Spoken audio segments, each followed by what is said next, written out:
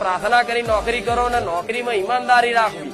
શું કીધું? ઈમાનદારી રાખવી. પગારથી વધારે લોભ લાલચ કરીને ચોરીની ભાવના રાખવી. ધંધો કરતા તો ધંધો આગળ કરીને અગરબત્તી કરીને કુળદેવીને આગળ કરીને મને મેલડીને આગળ કરીને કરો, જે ધંધો કરતા હોય એ. પણ એમ કે માં ધંધો માં કરું છું ને તો મારો ધંધો તું રોજગાર તું ચલાવજે માં, એમ કરીને તમે કદાચ એ ધંધો આગળ ચાલુ કરો ને અને મને હોપી દો ને તો ઘરાક ના મગજમાં વસી વસીને ઘરાક લાવું. અને તમારો સ્વભાવ એવો શુદ્ધ રાખું કે કોકના ફરી તમારા આવું કોકના ગમ.